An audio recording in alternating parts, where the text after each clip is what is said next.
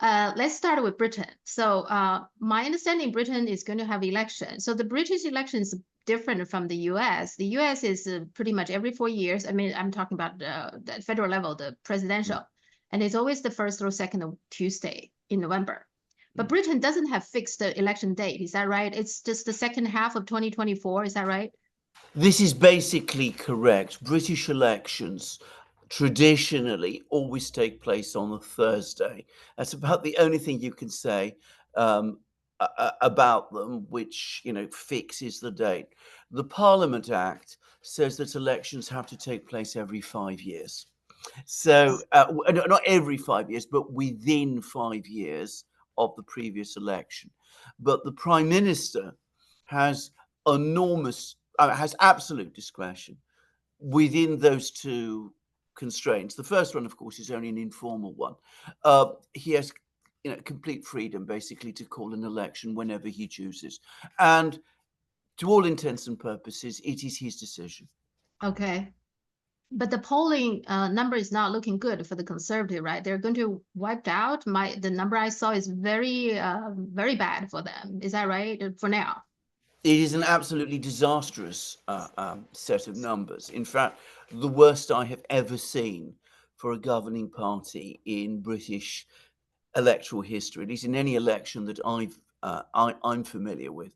I mean, the very last opinion poll, the big one that I saw, which was a big survey funded by nobody quite knows whom, but it showed the Conservatives on only 20% of the vote, which is unprecedented. I mean, in 2019, they won 44% of the vote. So that gives you a sense of the scale of the collapse. Labour was put on 47%. So, more than double what the Conservatives would be polling. And But Change Labour is, UK.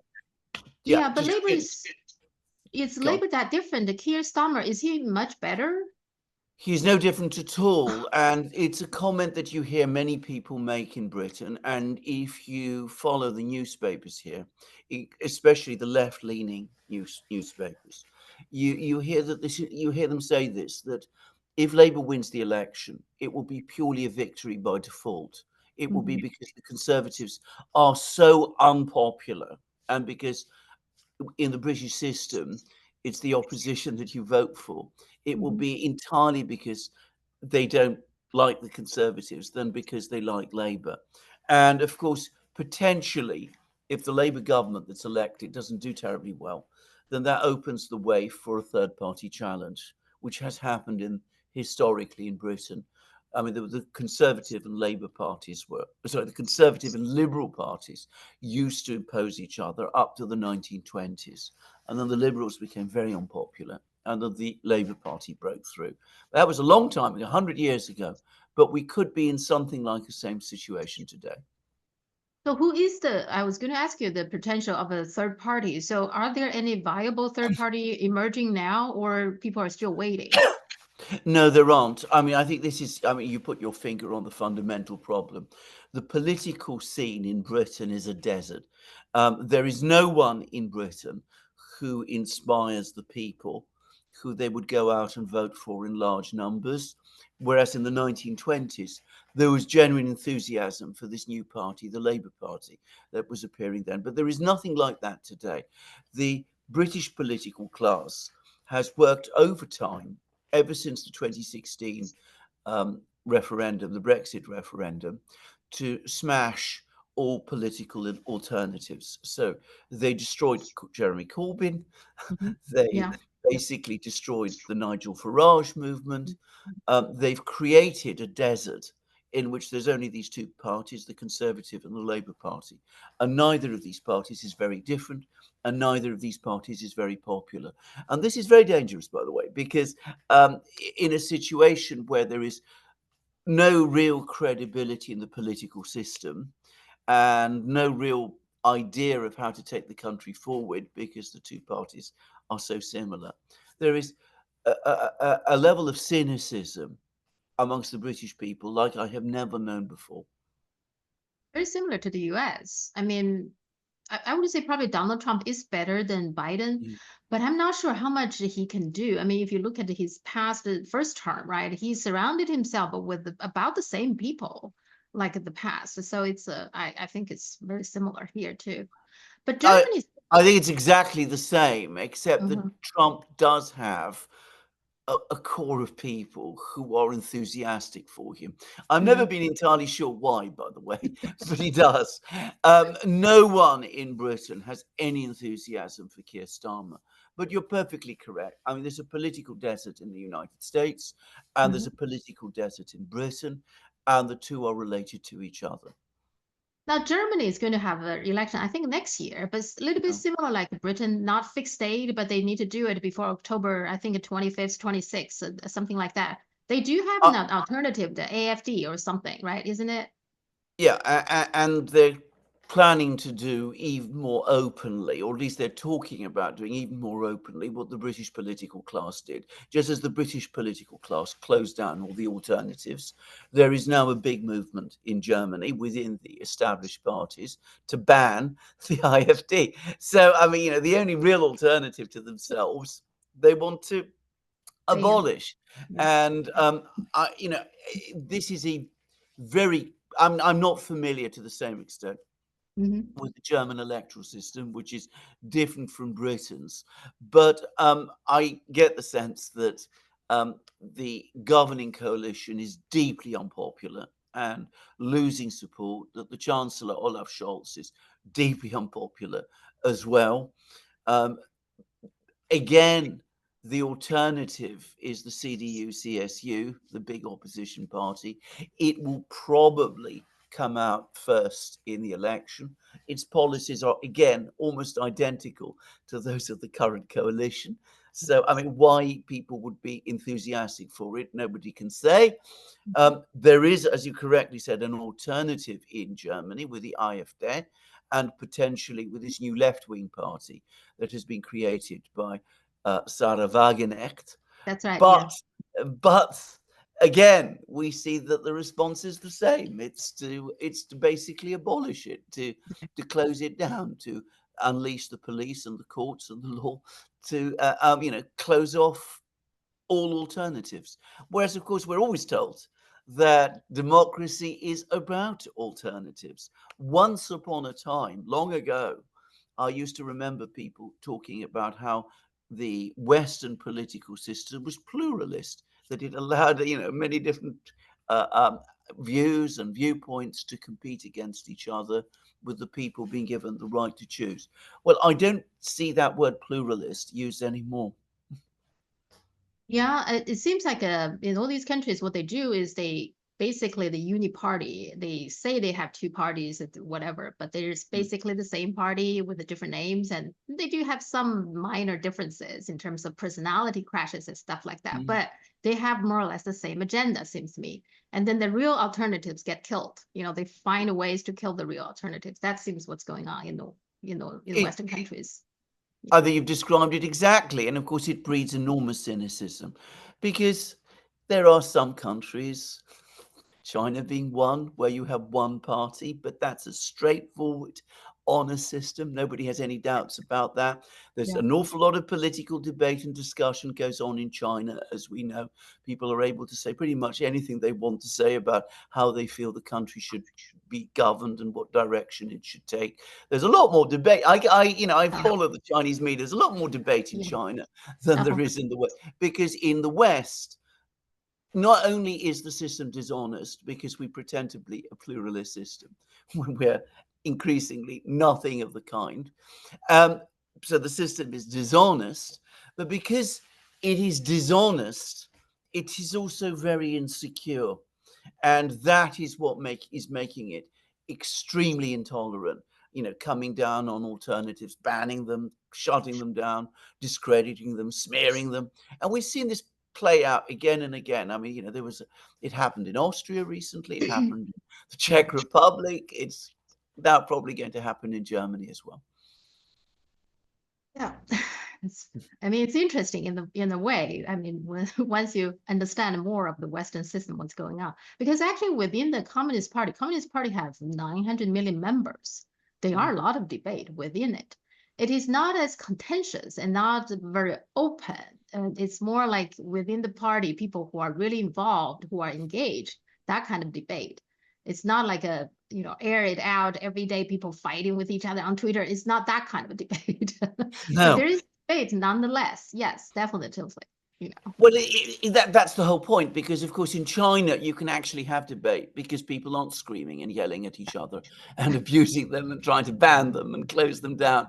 I mean, that makes debate possible, as it used to in the West. I mean, in the 1960s, when I first came to Britain, the leaders of the Labour and Conservative parties were friends. This is a difficult thing to understand today.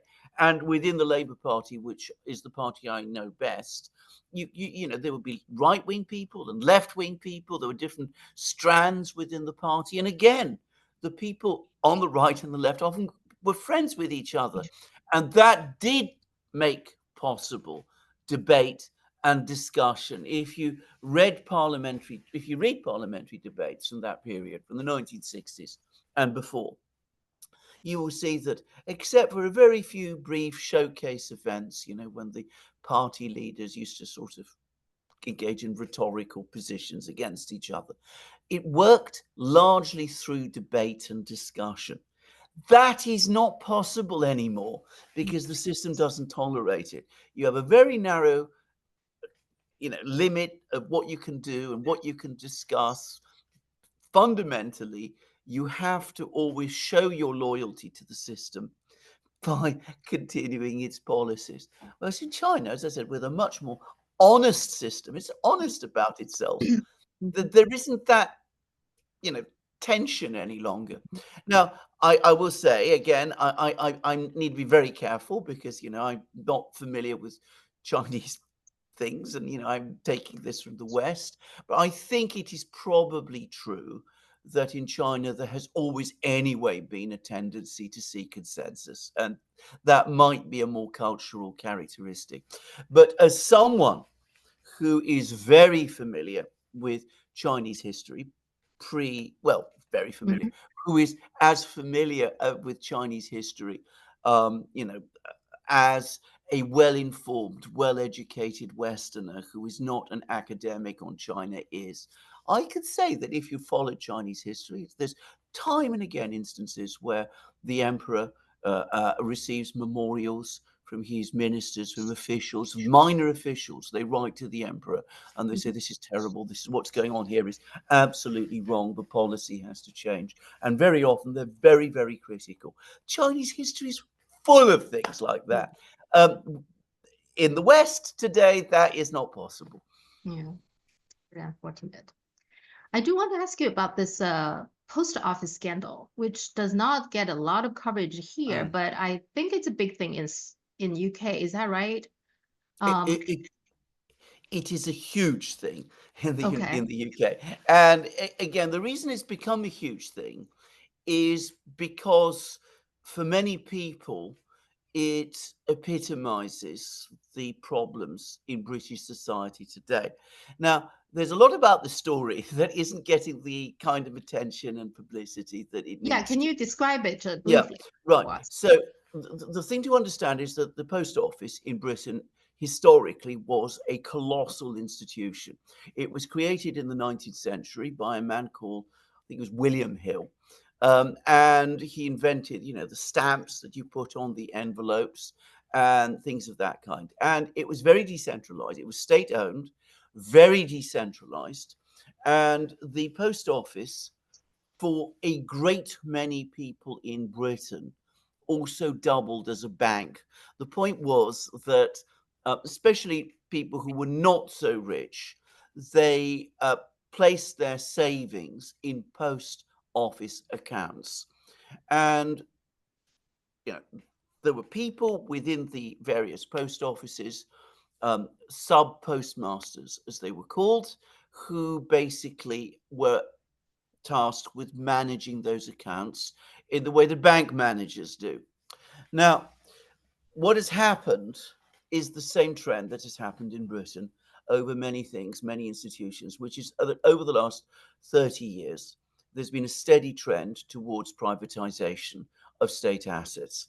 And eventually, the post office became a target. And there was a lot of campaign, a lot of push to get the post office privatized. And a lot of the push came from within the leadership of the post office, the very, very senior management, because the first thing they do whenever something like the post office is privatized is that they set themselves up as the board of directors, and they immediately give themselves salaries which are sometimes 3 or 4 times bigger than the ones they were receiving before when it was a state institution. So they wanted privatization. There's all the various consultancies and banks and legal institutions in London which also benefit from privatizations. And of course, there are the MPs who get very strongly lobbied for privatizations. Now, what happened was, in the run-up to the post office's eventual privatization, which, by the way, both the Labour parties and the Conservative Party basically supported. Most right. people did not support it, but most, the two leaderships of the two parties supported it. So in the run-up to privatization, it began to become clear that there were discrepancies in the accountancy numbers coming from the management of these accounts. Now, the immediate instinct of the leadership of the post office, which very much wanted to see privatization, was to blame the postmasters, the sub-postmasters, the people who were tasked with managing the accounts. And they claimed that thousands of them, right across the country, had all been working together to perpetrate some kind of fraud and was stealing money from the accounts, from these various accounts they were managing. In reality, what had happened is that, again, the same leadership group within the post office, in order to, as I said, prepare the post office for privatization, they wanted to reduce the staffing levels in the post office, which is another feature of privatization, make it more profitable, make it more efficient, as they also said. They got this very elaborate computer system from a Japanese company, Fujitsu. Of course, it didn't work properly. They didn't want to admit to that. They didn't want to investigate that, because that would have called into question their own leadership of the post office and perhaps threatened its pending privatization. So they went after the sub-postmasters. A lot of them were prosecuted. Some of them went to prison. Some of them committed suicide. Many of them were financially ruined. A disaster affecting thousands of people.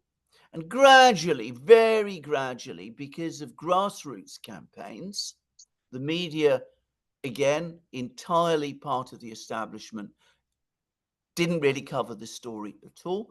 Gradually, you got court cases starting to overturn convictions, the courts starting to examine some of these cases, and questions started to arise. And then eventually a television executive somewhere said, look, this is a wonderful story. Let's make a dramatization out of it. There's a big film, a big television drama that came out a few weeks ago. Shock, horror, the story is suddenly news. And the result is an enormous scandal, lots of criticism, still very unclear exactly what they intend to do.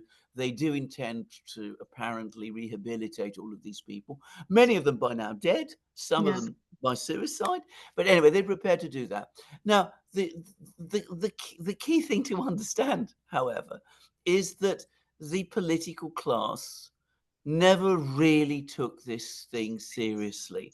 They were always supporting the post office management, who privatized the post office. The post office itself, by the way, has basically already collapsed. It doesn't do its original job of delivering letters at all efficiently.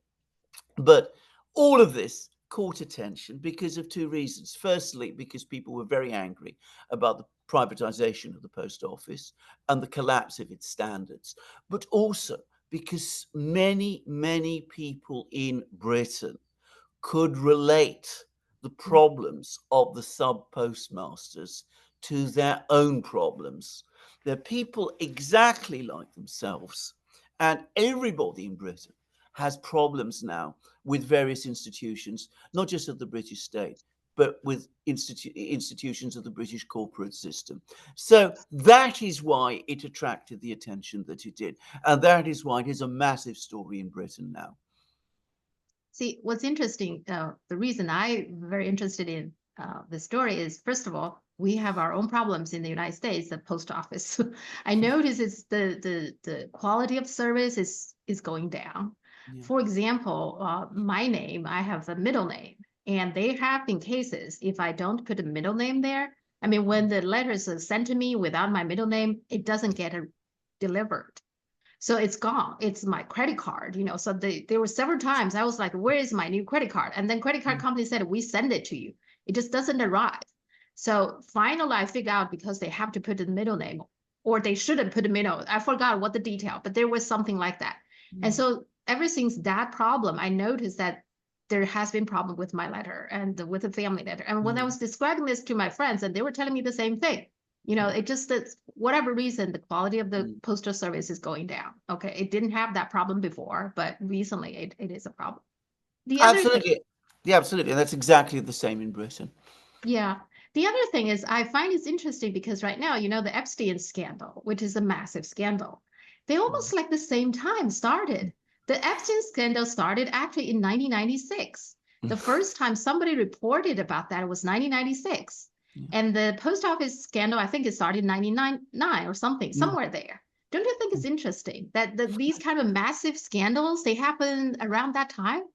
Well, indeed, it is interesting, and it is not coincidence because the 1990s, I mean, a lot of this was prepared in the 1980s, but the 1990s is when this culture that we now have, which is dominant in the West, became ascendant. There was the Cold War had ended. There was the sense that, we aren't operating any longer with geopolitical constraints. We don't have to worry that our own workers and our own people might be tempted to wonder whether what they're doing on the other side might actually be better. So we just do what we want. We won, and we can pick Party. over the spoils. We can party, and you have this explosion of corruption. And Britain, when I first came here in the 1960s, the thing that was very remarkable about it was how little corruption there was. It was a very, very law-abiding place. Well, today corruption is, I mean, you could say it's the organizing principle of the political class. And of course, with the corruption and with all the other things, the state is becoming less efficient. All the various instruments of the state are becoming less efficient all the time. And you're absolutely right to mention the postal services, both the postal service in Britain and the one in the United States.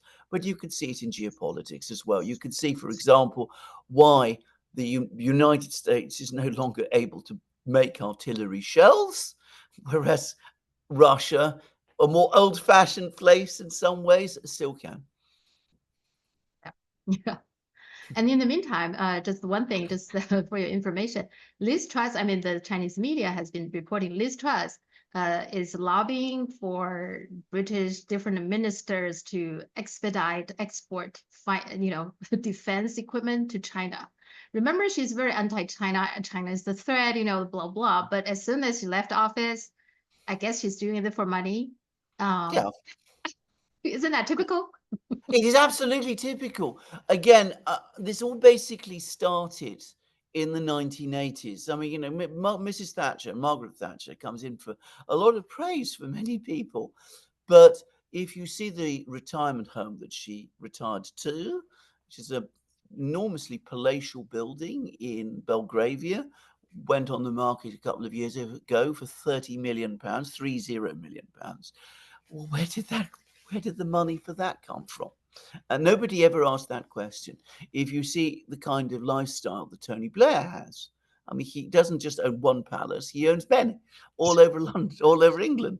And if you look at Boris Johnson, who, remember, was only prime minister for a very short time, he's just bought a very magnificent house in Oxfordshire with a moat around it, old house, all of those things. So yes, it is all about money. It is about making money. Now, the one thing I would say to the Chinese government is that if they are interested in buying weapons from Britain, which I'm sure they aren't really, but if they are, then do bear in mind that we now are very much in the world of kickbacks and things of that kind. I mean, this is very much how the arms industry in Britain works nowadays. Yeah. Okay. Let's go to the Middle East. Okay, it's very chaotic there. It started in the Gaza and then the Red Sea, and now seems all kinds of countries involved. The Lebanon, of course, Iran and the Iraq and etc. I mean, where does this go? What's your take on that? Is this going to Well, continue to escalate, or I mean, well, what's going on there? there's been some incredibly worrying articles in the New York Times, especially, in which they're saying, that the people of the Biden administration have basically resigned themselves to the fact that the United States is going to be involved in a regional war with a war with Iran. Now, the way that it's presented in the New York Times is that, this is something that has been forced on the United States, that they've been pushed into this position, that it's the Iranians and the Houthis and all of these people who are driving this process. Anybody from outside can see that it is American policy. American policy has created a process of enormous destabilization in the Middle East. It's backing Israel and Gaza against the opinion of the whole world. There was a very, very tough meeting of the Security Council the other day in which 60 countries spoke up for a ceasefire, and the United States again was the one that resisted it. And at the same time, because it's allowing this war in Gaza to continue, inevitably that is leading to processes in other parts of the Middle East.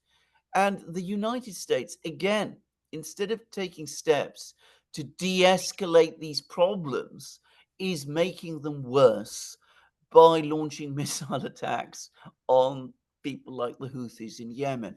The problems in the Red Sea, which are real, the way to have addressed those, there's a threat to peace here, and anybody can see that there is. The way to have done it would have been to go to the UN Security Council. That is what the Security Council is meant to be for. The United States doesn't want to go to the UN Security Council for two reasons. Firstly, it knows that if it goes to the UN Security Council, other members of the Security Council, China, Russia, other countries, will say, well, this is connected to the events in Gaza. We've got to get a ceasefire in Gaza. But the other thing is, the United States, on principle, doesn't want to go to the Security Council because it will not accept any authority greater than itself. So it makes unilateral decisions like attacking the Houthis, which make the situation worse. And this is, again, profoundly destabilizing and wrong. And just to say again, another country, and again, I mean China here, Wang Yi, he goes to Middle East countries. He's always someone who tries to work towards achieving an international consensus. And he's not the only diplomat who does this. But, perhaps because China is to some extent slightly distant from the Middle East, you get the sense that the Chinese, in particular, get a very respectful hearing when they come to this region and try to come up with constructive solutions. Yeah, it's very important because United States is the founding member of the United Nations, right? The United States is the one who really pushed the United Nations to be established. And now it's like they built this, but then they don't want to, follow whatever they built themselves. I mean, that just very strange to me, this, why, why is Well, the thing to understand about the United Nations, when, as you absolutely correctly say, it was the United States, FDR, Franklin Roosevelt, who came up with it and lobbied for it and got Stalin to agree to it in yeah, Yalta and all of that. I mean, all that story is very common, very interesting, and it was his a wife, Eleanor, who basically wrote the UN Declaration of Human Rights and all that kind of thing. So you're absolutely correct. They were the initiators and founders of the United Nations. But of course, at that time, the United States was far and away the world's most powerful country. It accounted for something like 60% of global manufacturing, 50% of global GDP. They were the leaders of the anti-Hitler coalition. They assumed they would dominate it. It was intended initially as a vehicle of American control. Now, during the Cold War, gradually they came to understand that that wouldn't work. There were two superpowers in those days. They understood that they had to work with the Soviets up to a certain degree, and that caused it to find a kind of equilibrium. When the Soviets left the scene, well, again, their outlook was the UN should really be there to do what we wanted and what we wanted to do. And of course, when that doesn't happen, their inclination is to smash up the furniture and to do whatever they want to do by themselves. Yeah. It's very important because I think United Nations is a good spot. It's a legitimate organ that everybody can be on board and have some discussion and negotiation. And in general, I just find again, the Biden administration is the government that they always say something, but they do differently, right? They say Yeah. they want to de-escalate in the situation in the Middle East, but then they send the ships. They ask all the countries to join them to send the ships. Now, fortunately, not that many countries really interested, but United Kingdom did. So they send the ships in there, which is actually escalating, isn't it? So they Well, say one exactly, yeah. thing, doing something differently. Well, indeed, that's entirely correct. And of course, it's been commented upon by many people around the world. And there's only been one political leader up to now who has been prepared to say that directly to Joe Biden to his face, and that was Xi Jinping. He said, "You tell me one thing." No, it's there. You can find it in the readout. One of the most interesting and revealing readouts I have ever read, published by a foreign ministry, and not denied that this exchange happened, by the way. But there was a virtual summit meeting, and it was on the subject of Taiwan. But Xi Jinping said directly to Biden, "Look, you assure me of one thing," and then immediately the opposite happens. What am I supposed to think? It's there. Yeah. And it's not just the dealing with China, dealing with other things is the same, right? He's saying one thing, doing something differently. Yeah, just how Well, indeed. Well, absolutely correct. I mean, to give an example, a very pertinent example, I mean, the Russians were persuaded by Biden in June 2021 to agree to a summit meeting between Putin and Biden in Geneva, and they went to Geneva. And I've heard it now from many people on the Russian side. They came away, the Russians, incredibly relieved and optimistic. They thought that this summit meeting had been a breakthrough, that US Russian relations would go on a good track from that point on. And then within days, things started to get an awful lot worse. which is where I want to go next is Ukraine. Mm, Okay, there's so many things happening there that is very yeah, confusing to me. I need you to help mm, me sort this out. So yeah. Ukraine side, I read that they're building their own version of a Sorovikin line. What is that Mm. about? So they are going to separate the territory that's already been occupied by the Russian versus not. So it's a defense line. Is that what they're doing now? Yeah, that's exactly what we're told that they're going to do. That they're going to. I mean, nobody any longer believes that the Ukrainian army in a stand-up fight can defeat the Russian army. I mean, that was tried in the summer. It failed disastrously. So the idea now is obviously you can't talk to the Russians. I mean, that's out of the question. So what you're going to do is you're going to create this great fortified line, copying what the Russians themselves did this time last year, create elaborate defense lines, and that will then hold the Russians off. And the comparison that is always being made is with Korea, that um, eventually this fortified barrier became a kind of stalemate barrier between South and North Korea, And eventually there was a ceasefire and an armistice, and most of Korea, at least in population terms, stayed with the United States. And the plan is to try to replicate that in Ukraine. So yes, in effect, they are giving up control of large parts of the east of Ukraine to the Russians without, however, acknowledging this. I think that no one who has looked at this plan objectively thinks it can work, that Ukraine absolutely does not have the means to create a fortified line of the kind that the Russians did this time last year. They just don't have the resources to do that. Nor does the West, by the way. I mean, how would they do it? You know, the amount of concrete and barbed wire and minefields and things of this kind. This is a colossal engineering and construction operation. And it's absolutely clear that the Ukrainians can't do that. But it's what people are talking about now in order to avoid the reality that Ukraine is losing the war, and by extension, the West is losing the war. And of course, not only do they want to avoid recognizing that reality, but it's even more important to them that they don't have negotiations. So they're talking up this alternative approach so as to say, look, there is a pathway, there is something we can do. The one thing we mustn't do is talk to Moscow.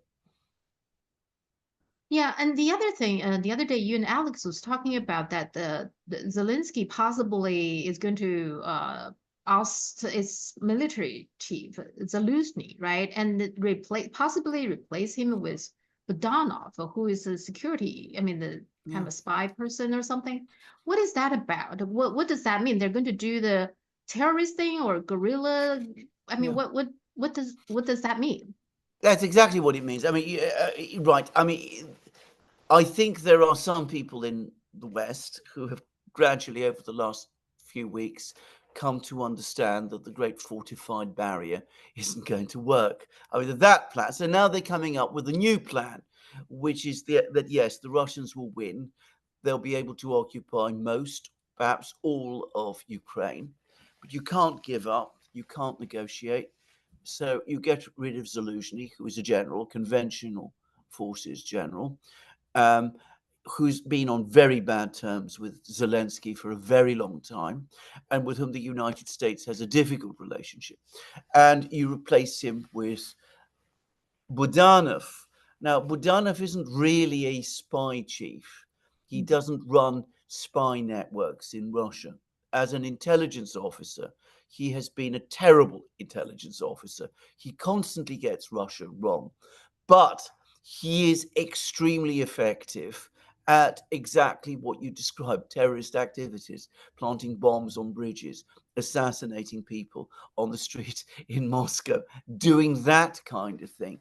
So, if you like, it's the Xinjiang variant, the North Caucasus variant, all of the Syrian war variant. You get all of these violent people.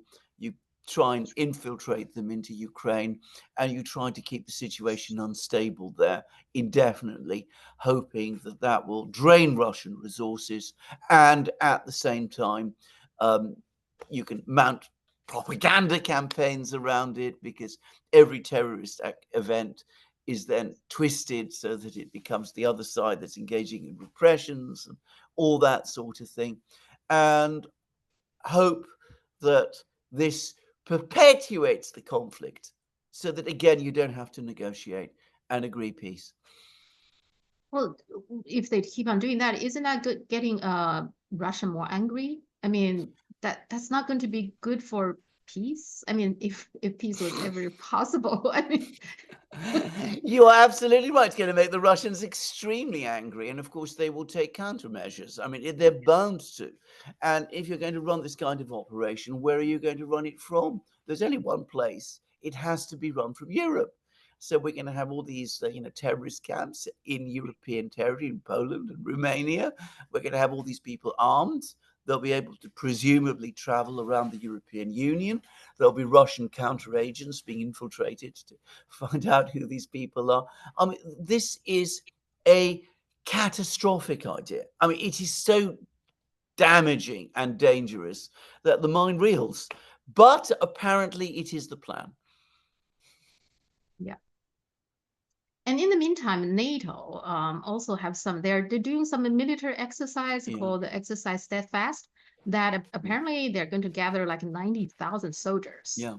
And also the French, I think Moscow just sounds the French ambassador saying that they killed 60 the so-called mercenaries, but that they are French nationals, etc. So what is NATO doing here? Yeah. Okay. So the 90,000 troop exercise, I think, serves multiple purposes. Firstly, NATO, the West, are losing in Ukraine, and that is making some of the Eastern European states very nervous. Slovakia is already gone over basically to say we need peace. Hungary always has been saying this. Croatia, Bulgaria, these places, they're looking less certain. So you conduct a huge exercise, 90,000 men, so that you project an image of strength. Then you say to these people, actually, don't worry, we have the situation fully under control. We got lots of troops. We can deploy them as needed, and you don't have to fear anything from the Russians. So that's one part of this. Now, there is a theory, however, which links this big exercise to the plan I've just discussed, the one of starting some big insurgency in Ukraine against the Russians when the Russians take control of the country. And that is that, of course, you need secure areas. So how do you secure those areas, either in Western Ukraine or more plausibly in Europe? Well, you have to secure them by deploying tens of thousands of troops, because otherwise, you never know, the Russians might launch cross-border strikes and attack those terrorist bases. So that this is what this is all about. It's preparing the ground for major Western military deployments along the border in preparation for this insurgency war, which supposedly is coming. Either plan, of course, is a disastrous plan. The East Europeans are not going to be impressed with a military exercise like this. And they will probably be very alarmed at the idea that their territory is going to be used for mounting an insurgency in Ukraine. And of course, the Russians are also going to see this exercise in a very threatening way. Yeah, I find a lot of the problem there is just this fear. I don't know. I mean, in Star Wars, Yoda, he's a very wise man. You know, he said that at one point. He said that fear leads to anger, anger leads to hate, hate leads to devastation or something, lead us all to the dark side. Seems to me he's right in this incident. That's like the Eastern European countries and maybe even other countries kind of very fearful of Russia. I don't think Russia will go beyond the Ukraine, but somehow lots of people in Europe is very afraid of that. Is that right? This is exactly right, and of course it conjures up old, fireside stories of the Russian bear moving towards the east. Now, actually, if you are familiar with your history, your European history, you will know that that has never really happened. After the Second World War, the Soviets did extend their sway, their domination deep into Eastern and Central Europe. But what people always forget about this is that only happened as a consequence of the Second World War. In a sense, it wasn't the Soviets who invaded Central and Eastern Europe in 1945. It was Central and Eastern Europe which invaded the Soviet Union in 1941. And the same has been repeatedly true. It is the West that pushes against the Russians all the time, often conjuring up these legends of, the Russian colossus that's going to march westwards. And the result is sometimes they have fulfilled the very prophecies that they were, spreading, even though that was never the Russian intention. A classic example of this, by the way, is Adolf Hitler, just to mention him. If you follow his wartime speeches, you would think, even as he was attacking the Soviet Union, that he was conducting a strategy of defense, that the Russians supposedly were about to attack Germany. And that is why he was compelled to take the action that he did. It is there in speech after speech that he gives throughout the Second World War. And it's eerie to see other Western politicians using the same language. Yeah. China. Okay, let's talk to China. The Chinese media has been reporting that during this Taiwan election time, it's always a tense kind of a period. The USS Lake Erie, this I don't quite understand. It's called the Ticonderoga class Yeah. guided missile cruiser. It was heading to Asia Pacific. I think it's there Yeah. now. And so in the meantime, the Biden said, "Oh, we recognize, one China, blah blah." So what is happening here? What is Biden doing?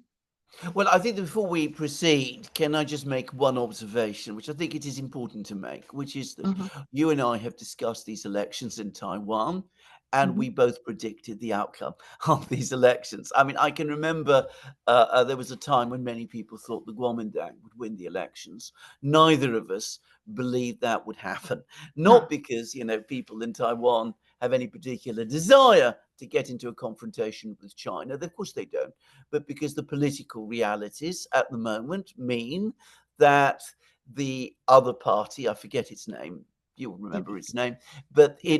it was bound to win because, as I said, it's what people in Washington decide to do. And if you're talking about this deployment of this missile cruiser to this area, it is again an unbelievably provocative act. It must have been set in motion before the election took place in anticipation of the outcome. It is not countering any Chinese threat because there have been no Chinese threats, none. And what is this deployment all about? Well, the point about the election in Taiwan, the point about this deployment of this missile cruiser is that the London Times has told us that the United States is now planning a $10 billion rearmament program for Taiwan's army. It's deploying its own naval vessels to Taiwan. It is steadily working towards the point where the government of Taiwan declares independence. That is what this is all about. Now, it is a ridiculous and disastrous and extremely dangerous idea because the Chinese have given warning after warning that this is absolutely unacceptable. It is completely intolerable. They're not going to be intimidated by deployment of this missile cruiser. This missile cruiser was designed, I believe, in the 1970s. Once upon a time, it was a very, very powerful warship indeed. It is now completely outdated. The technologies that exist today mean that in the event that there was an actual naval war in this part of the world, it would not survive. The Chinese military are overwhelmingly stronger in this area than the United States is. But people in Washington find this very difficult to accept and understand. So they continue this constant forward motion with Taiwan, just as they did before with Ukraine. The idea is split Taiwan from China. That will humiliate the Chinese government, create problems for that government in China. China's warnings are a bluff. And if the Chinese are not bluffing, then the United States, the mightiest military in the world, will be able to defeat them. And that will also create even more internal problems for the government in China. Anybody with any understanding of the realities knows this is crazy thinking. But unfortunately, there are many people in Washington who cling to these beliefs. By the way, when you're talking about the military, the arms sales to Taiwan, it's against the third communique. The third communique is Yeah, very clearly stated that was written, that was signed by Reagan. It's actually clearly stated that they are going to gradually decrease their arms sale to Taiwan, and that was signed 40 years ago. So yeah. if you start to decrease, reduce the amount of the arms sale by today, it should be zero or close to zero. But no, they just keep on record and record arms sales. They totally go against what they agreed to. That just Oh. Well, this is exactly correct. just as they told the Russians at the end of the Cold War that NATO would not be extended 1 inch, one Mm. step towards the east, and then they went about extending it all the way to Ukraine and wanted to incorporate Ukraine as well. It's exactly the same. And this makes it all but impossible to conduct negotiations with the United States because everybody knows that any promise the United States gives, any undertaking that it writes, any treaty it agrees to, it is not going to honor. And coming back to the various assurances US officials, including President Biden, always make that the United States still abides by the one China policy. It obviously isn't. It's not doing that. I mean, all you have to do is to look at American actions, and you can see that they contradict its words. Yeah, it it's almost like, okay, whatever they say, you just assume that they're going to do the opposite. Yeah. I Yes. feel like, yeah. And also there's some visits, right, that I think are pretty significant. So Liu Jiantao, who is the head of the International Department of the Chinese Communist Party, who some people speculate might take over Wang Yi. So he visited the US at the same time. Now that being regarded as trade, that he's mostly talking to business leaders, etc. And then at the same time, like you mentioned, Wang Yi was visiting the Middle East. Now that I think is more political, trying to figure out some way to resolve this Gaza issue, etc. So what do you make of all these visits that China has been diplomatically pretty active? Well, China has become diplomatically very active, something, by the way, that which has unsettled the Americans and the Europeans. I mean, um, they were never really comfortable with China's rise, but the fact that the Chinese are now actually coming and engaging in diplomacy in areas like the Middle East, which the Americans have classically thought of as a region that they control, is something that the Americans find very disturbing. But what the Chinese are doing is actually, it's very, very, very simple. China is the world's biggest trading power. It is a rising economic power. I mean, they had 5.2% growth last year. Everybody said that the Chinese economy was on the brink of collapse. Well, we see that growth rates were higher than people thought they would be. China has no interest in a destabilized international system. It has no interest in a conflict with the United States. The Chinese are, as you've said to me many times, deeply practical, very pragmatic people. And they are going to the United States and trying to get the Americans to understand, the business leaders especially, look, China is open for business. This is what we want. There's no reason to create these tensions in our relationships. And yes, of course, business people, it's mainly about trade, but I think the Chinese perhaps overestimate the extent to which business people and trade factor in to American decision making in Washington. And in the Middle East, the Chinese, again, they're looking for a consensus there. They're looking for a way forward towards peace.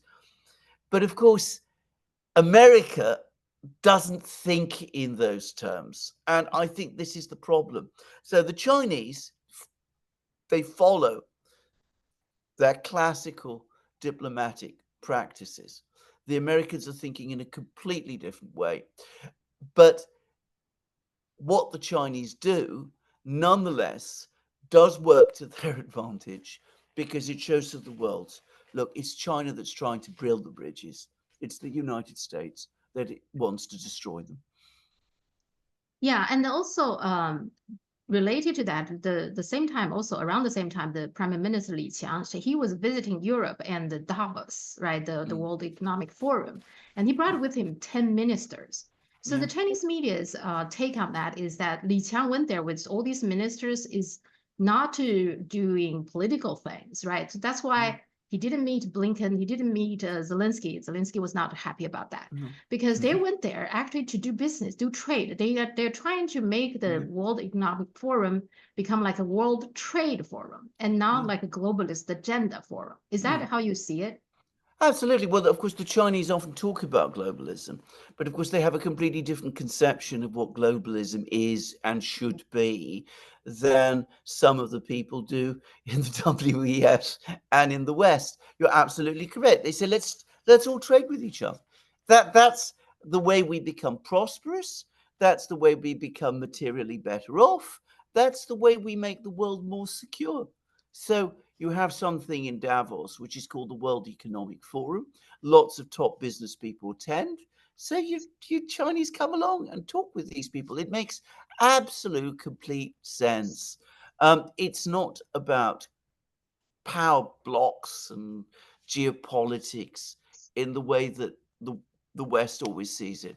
And I think this is exactly the sort of policy you would expect of a country like China, given its history and given its current economic position as the world's biggest economy and most important trading country. Okay, Korea, North Korea, as if No. it's not Mm, enough. So North yeah, Korea, there's a lot of also people paid attention in China, of course, whatever happens in the mm, Korea Peninsula. So North yeah, Korea, after the New Year, officially declared that South Korea is no longer their countryman, no. but a hostile state. Now that seems pretty strong words that from Kim Jong No. Un. And also, they just announced now I don't see any confirmation, but they announced that they did a underwater nuclear drone test. Yeah. So what sounds to me like now, if I were, we understand that Kim Jong Un definitely want to unify Korea. That's definitely Yes. in his mind, and if he wants to do that, he probably thinks right now it's a good opportunity because United States is preoccupied. Is Yeah. that right? Is that what's going on? Well, we don't know what is going on because, of course, Kim Jong Un and the government in North Korea is always very difficult to understand. At least I find it extremely difficult to understand. Now, it has always seemed to me, until fairly recently, that the North Korean military buildup was a response to the American military buildup in South Korea and to the to the relentless pressure the United States was exerting on North Korea. I mean, in the 1990s, the United States was openly seeking regime change in Pyongyang. So, I mean, Mhm. you know, given that, given what happened in the Middle East, the invasion of Iraq, and all that, it's entirely understandable that the North Koreans would want to build up their armed forces to try to protect themselves against something of that nature. However, you're absolutely correct. I think that the North Korean government, still has this underlying aspiration to reunite the Korean people and its leadership. Um, in the British media, they are interpreting these latest statements by Kim Jong Un as essentially a decision to give up on the unification program. I think that is completely wrong. I think the government in North Korea not only is strongly committed to its vision of Korean unification, but ultimately, to a great extent, I think it derives its authority from the fact that it is seeking to liberate, as it would say, the Korean people from subservience to uh, outsiders, first Japan, now the United States. So I don't believe that they've changed their policy. Now, whether they're saying to themselves, well, we're now so strong, we forged these alliances with the Russians, we are able to develop our nuclear weapons and nuclear powered drones and all that sort of thing, so that we can now actually go back to the policy of seeking to unite the Korean Peninsula by force. As to that, I am not so sure, to be honest. I think that Kim Jong un impresses me as a rather intelligent man. I know that isn't the view that many people have, but that's certainly my view. I think that he's very well aware of the realities in the world, and he also understands the enormous risks for North Korea and for the Korean people generally if he did embark upon that kind of war program. But I think what he probably wants is to make it very clear to the Americans and to the South Koreans that North Korea is now a very, very powerful country indeed. It is not going to tolerate the current policies of the South Korean government, which has taken a very strong pro-American turn, and that the gap in military power between the North and the South is growing. But I don't myself think he's looking for a war on the Korean Peninsula. And I think if he was thinking about such a thing, I think both China and Russia would stop him. That's my own view. Yeah, that's pretty much what the Chinese media is saying. What they're saying interpretation is that Kim Jong-un is basically telling the South Korea that he give up on this peaceful unification, Yeah. probably.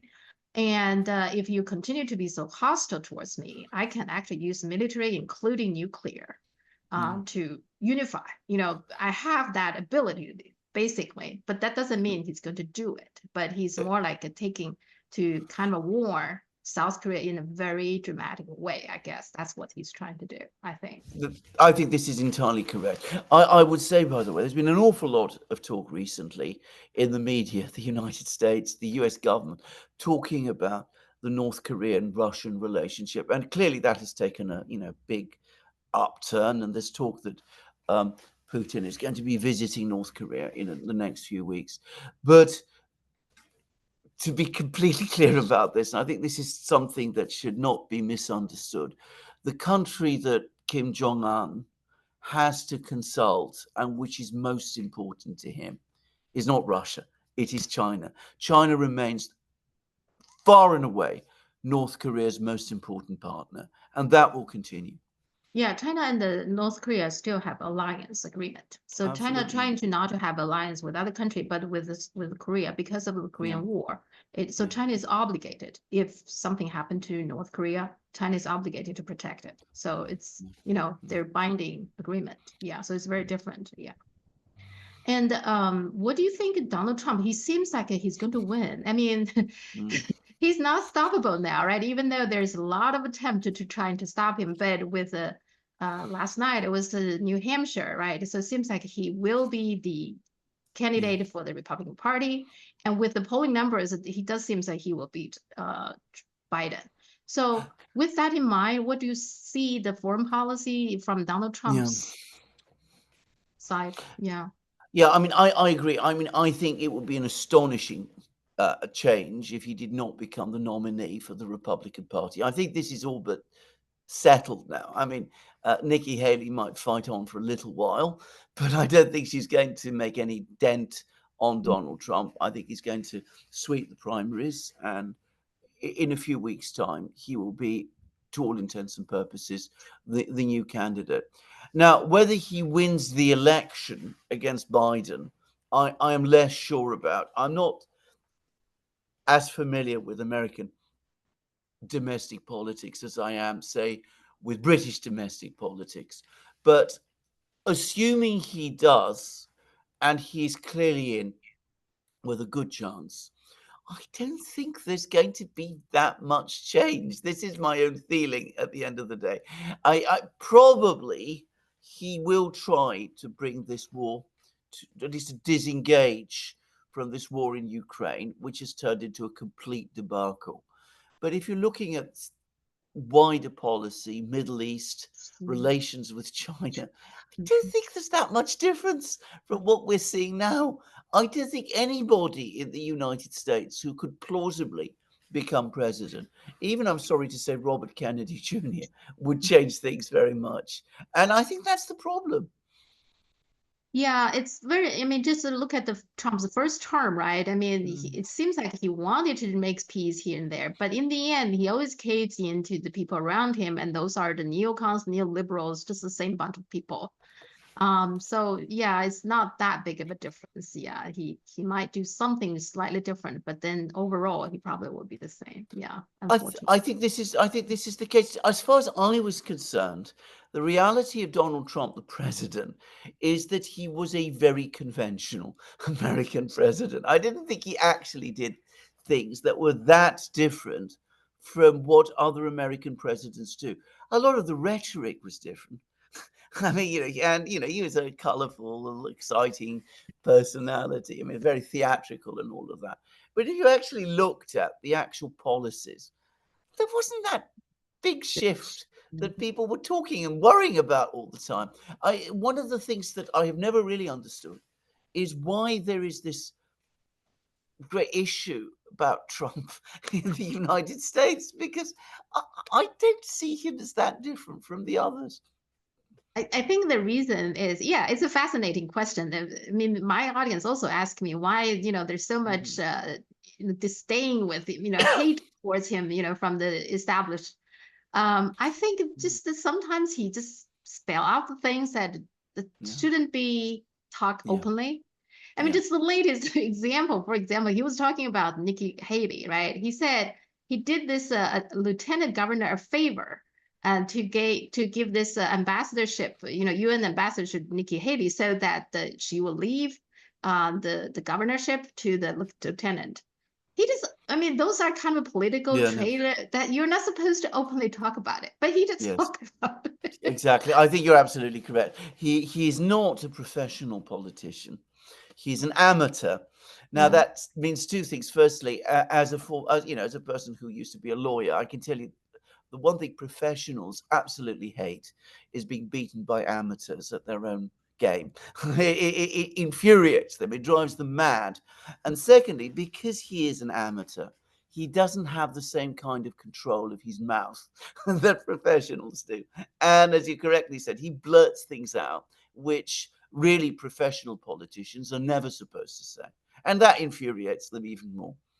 And if you look at him and you compare him with Obama, for example, Obama is incredibly interesting. I'm observing him. See, just recently, Obama talked about the Gaza. He's saying, "Oh, we are all culpable for the people. The Palestinians are dying. This and that." Well, sounds very reasonable, but he just doesn't say the word ceasefire. You I know. see, he's saying that we all culpable and it's bad, but he doesn't say the word ceasefire. All right. The same thing, with Julian Assange. He's the one who's saying, okay, we cannot indict him because we have a problem with the New York Times problem, because Julian Assange is doing the same thing as all the New York Times reporters doing. So we can't do that. In the meantime, Julian Assange was stuck in the Ecuador embassy in London. He could just told the British and the Swedish authority to let the guy go. He didn't. He's saying the right thing, but he doesn't do the right thing. This is That's exactly Obama, right? this is exactly true. I used to read Obama's speeches when he was president, and one of the things to say about them is that it was actually quite a tough job, because he's a lawyer by training, and he is very skilled at making his words seem straightforward. But when you analyze them clearly, carefully, you will discover that they're not. There's all sorts of, they're very slippery. His language is always very slippery and very manipulative, in ways that, of course, in Trump's case, to be frank, he doesn't have the brains or the training to duplicate that. And that's probably part of the reason people like him. His core Yeah. supporters, they like him being so straightforward with them, right? You disagree with him, you dislike him otherwise, but you like the fact that he's straightforward with you. He says what it is. I mean, but he put it out there, and the good, the bad, the ugly, he would just put it out there. Whereas Obama and Biden and Hillary Clinton, I mean, these people always saying, use beautiful words and saying nice things, but they, on the other hand, that they don't do the things that they say they were going to do. They mislead you all the time. Yeah, I think you're absolutely right. I think that's exactly what it is that draws people to Trump. It is the fact that when they see him and hear him, they see a human being talking. One who may be eccentric and somewhat odd at times, and maybe saying all sorts of weird and wonderful things, but he talks like a human being.